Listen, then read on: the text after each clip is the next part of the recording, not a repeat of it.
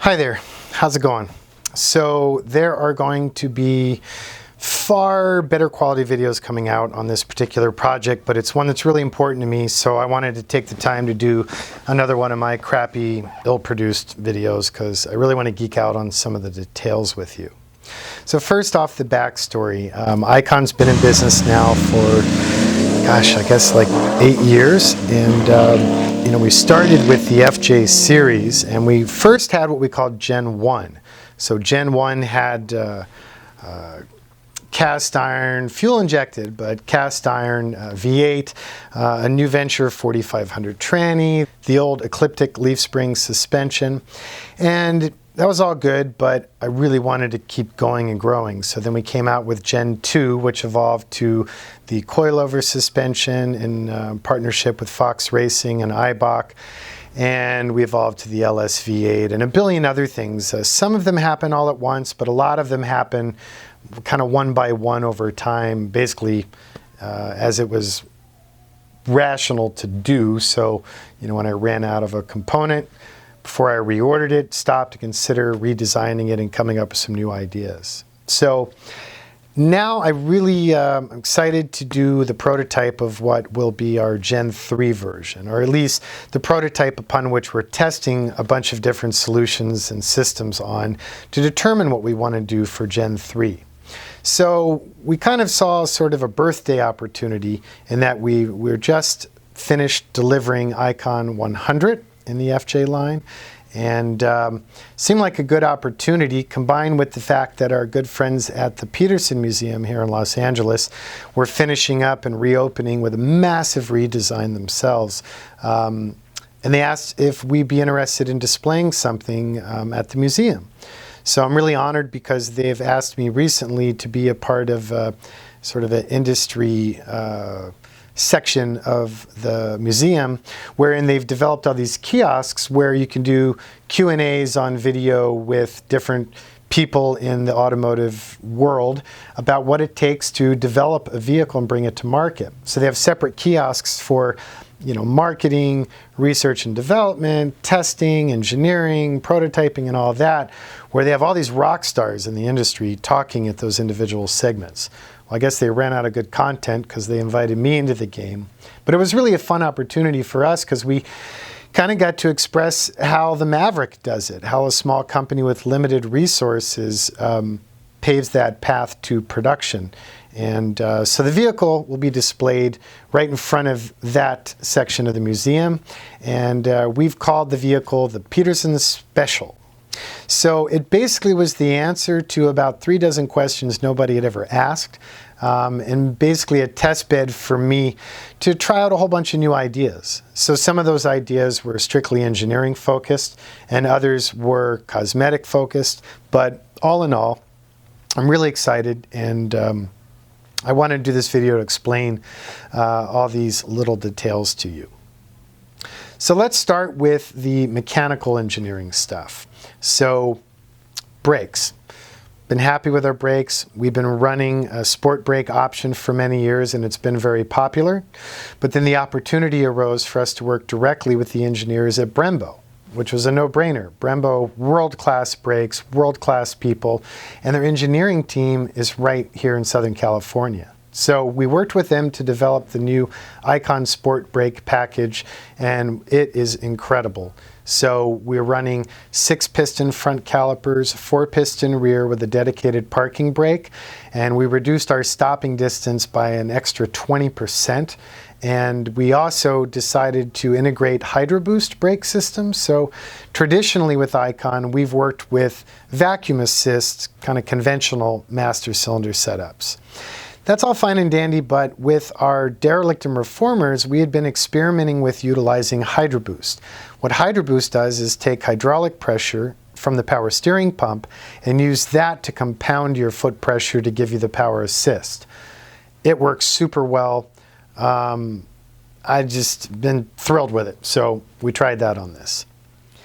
The next thing is suspension engineering. We made 2 significant changes in our suspension. First off, The Icon FJs have traditionally run 3-bar with panhard in the front, and while I've been pleased with that, I have noticed in extreme scenarios, a 3-bar system gives you a dissimilar feel in panic left or panic right maneuvers.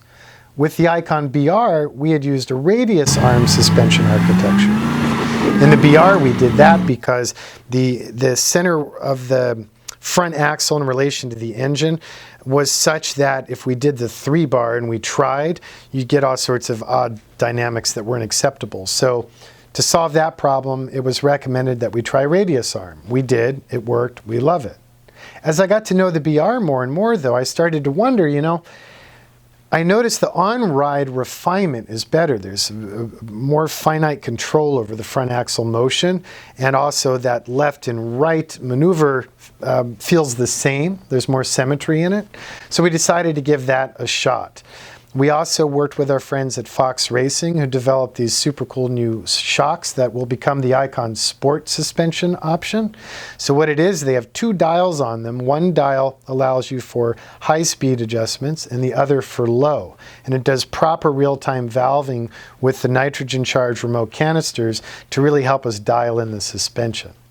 After testing this truck extensively, thrilled to announce, worked out perfect. I love it. We thought we were going to lose a little bit of the last highest percentage of off-road performance and articulation, but actually it turned out we did not lose any off-road performance at all, and in fact on-road refinement through the roof, way nicer. So that's something we're definitely going to integrate here in the near future, and really pleased with the way that worked out. Other mechanical details, let's talk about the drivetrain. Always been a huge fan of GM and Chevy performance, been using those motors for many years now. But when GM developed the new E-Rod, which is the emissions certified 6.2 LS3, we started playing with it. We started using it in conversions, and then I got to thinking, I wonder what that would be like in an FJ. So we really like this E-Rod motor.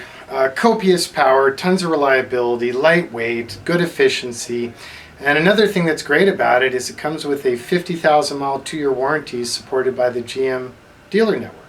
Because enough is never enough, we talked to our buddies at Magnuson and decided to also integrate a Magnuson air-to-water intercooled supercharger that is also emissions certified.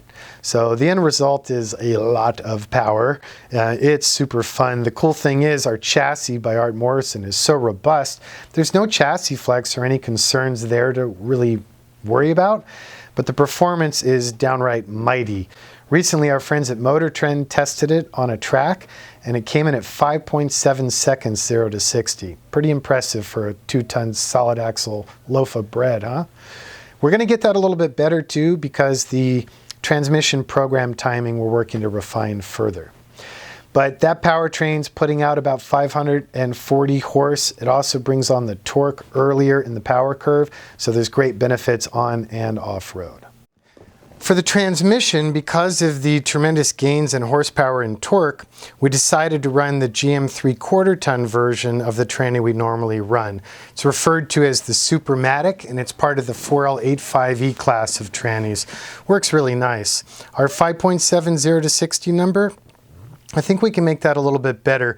We need to refine our shift timing on our 2-3 shift, so still playing with that, but I think we'll get it.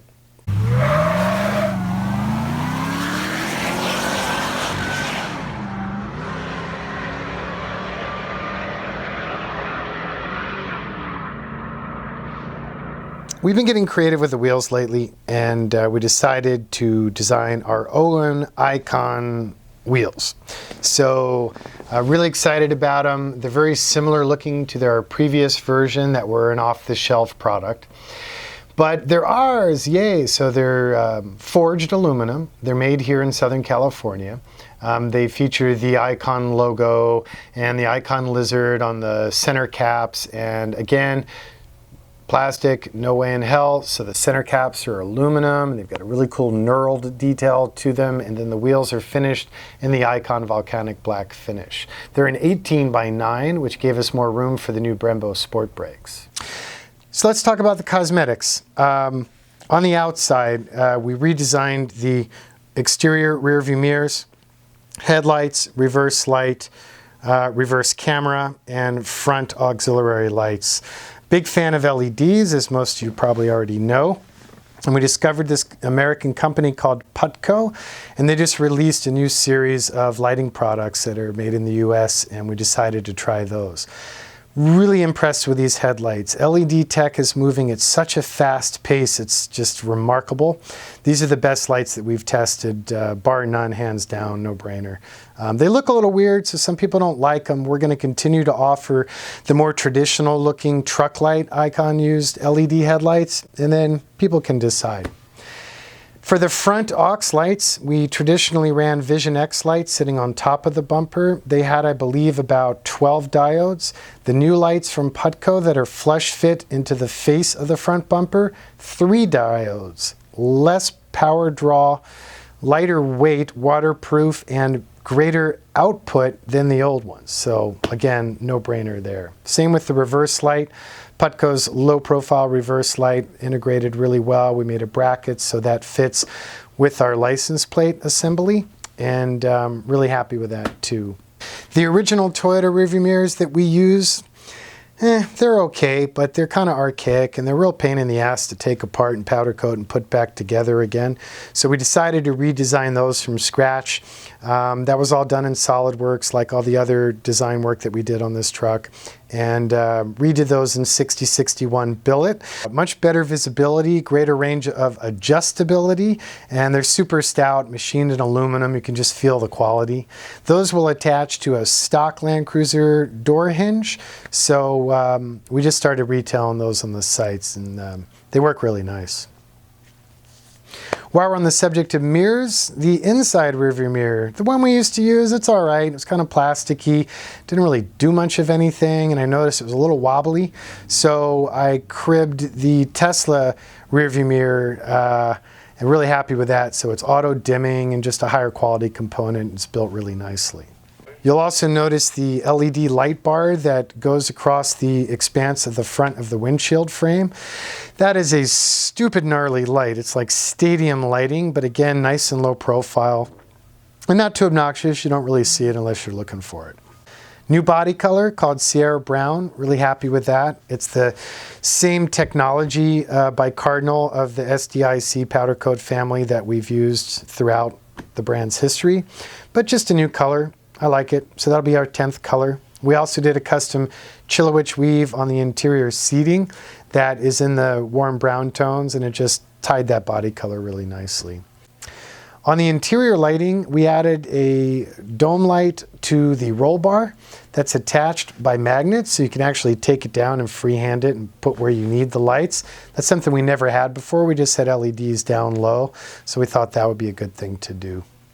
We redesigned our dash, some subtle, some not so subtle changes. First off, the instrument panel and the glove box. So we used to use autometer gauges, and they were all right. They were right out of the box, but they fogged up in a lot of situations, and autometer didn't seem to care. So we reached out to our buddies at Dakota Digital. They do care. We've had great luck working with them thus far. They do our gauges for the BR and the Thriftmaster, and they were kind enough to let me redesign the colors and the fonts and the layout and all that good stuff. So they had just recently launched a new FJ40 intended cluster design. So I redesigned that and then machined a new housing for it, and then made a match design for the glove box door. We went ahead and did a new four-wheel drive instruction plate on the glove box door. That's laser etched and anodized aluminum. It's built by a local aircraft supplier. And the font on that carries through to the font on the new aluminum dash switches, as well as the font on the new gauges. Bit of a watch geek, so we decided to go ahead and work with Dakota and design an analog clock that sits on the dash too. The AC vents, subtle change there. They look quite similar to the previous ones, but they have added functionality. You can push, pull to close individual vents and hog all the airflow if you don't like your passengers. That worked out kind of good. AC system, 30% gains in both airflow and way better temperature control by going with a Vintage Air Gen 4 unit. That's the same one that we use in the Icon BR. We had to do some considerable mods to make enough room for that beast, but really happy we did. Functionality is way better, plus we added the additional function of floor vent. You all know I hate plastic, so on the hunt to get rid of every last bit of plastic I can, we took the seat recline covers and the seat paddles, redesigned those and machined those in aluminum, and then powder coat them in the Icon Volcanic black finish. And the parking brake handle, we will break off the plastic one, throw it in the recycle bin, machined a new one in aluminum. Happy with that, came out pretty cool. Let's talk about the doors. Traditionally, the Icon doors, while great off-road because of the latch design, it'll take flex and the doors will never pop. But to open the door from the inside, you kind of had to do this awkward reach-around deal, and that kind of irked me. So I took the design concept used by Toyota on the 75 to 83 FJ40 inside door paddles, redesigned it, beefed it up a little bit, machined it out of aluminum, and put that so now you open the door from a more conventional location. While we were screwing with the doors, I realized that the inside door surface is kind of a waste of space, just this big open flat space. So we thought a cool thing to do there would be to add map pockets. So aluminum frames, powder coated, and then netting that has elastic on the top and a tensioner so you can adjust it over time. But when I started looking into that, I realized a lot of modern cars I see, like BMWs with the map pockets on the seats, after a couple of years, they're all stretched out and look like crap. So I did some research and discovered that if we use sporting goods, like, whatever, pro sports, like a basketball net supplier or soccer goals supplier, that material is far more durable, higher quality, UV stable, antimicrobial, antibacterial, and really a similar price point. So I don't know why the car companies don't go there, but we used those suppliers in this case. I'm really happy with it. So those are on the front doors on all models. In the FJ44, they're on the second row doors as well. We also went ahead and designed a shorter and longer version of those that go into the cargo area. And that's a nice detail. It worked out pretty good. Last but not least, the center console. We've been using an American supplier for many years out of Colorado called Tuffy, and they make a nice product. But I had noticed that I think their tools are kind of getting old and they're not sharpening their shears, or maybe the final assemblies just moving too quick. But there's been some really rough edges, some kerfs, and we've also noticed the powder coat finish isn't always very thorough. So clients have been wanting us to integrate more and more kind of modern conveniences. So I've been really excited when Apple developed the CarPlay system. It works so well. So I wanted to do a doubled-in console. Tuffy wasn't interested in evolving and creating one. So we decided to make our own console, which was actually a blast. So we decided to manufacture it in stainless steel. Stainless has gotten so cheap. So it was virtually a negligible cost difference to make it in stainless versus in cold rolled steel, so it was kind of a no-brainer. The armrest pad on the lid is made out of a dense pile sealed foam, so it's marine rated, and I'd noticed the Tuffy consoles after maybe 6 months or a year of use start to look like a worn out fraternity sofa. They're all lumpy and crumpy looking, so we improved that. Also decided to go with the new design lock and latch, so it's flush fit and one touch to open. When you pop it to open, there's a gas shock now that assists the lid. We integrated an LED light on the interior of the console. There's another LED light on the exterior rear plane. We also added a conventional cigarette lighter style as well as a USB style 12-volt power port. Cup holders now are removable ABS, so we decided to up our game on our car audio system. So we now integrate a reverse camera. We offer 2 different levels of fine focal audio speakers, and then we're still working with JL audio for the amplifier and the bass units. All your app management, all your music library, voice to text, and all that good stuff, all designed in a very sort of Apple-centric language. So that's pretty much it. I appreciate you taking the time to get to know this truck and all the little details involved. If you get a chance, please go to the Petersen Museum. Even when our truck's not there, it's such a phenomenal museum, truly world-class. Good friends, good people, an incredible collection. And we're super honored to have this truck on display there. So as always, any questions, call us 818-280-3333. You can follow us on Twitter at Icon Customs, on Instagram at Icon4x4, and on Facebook. We do have an Icon page, but it's kind of boring. The more fun stuff's on my personal page, so check it out at Jonathan Ward. Thanks again. Have a good day.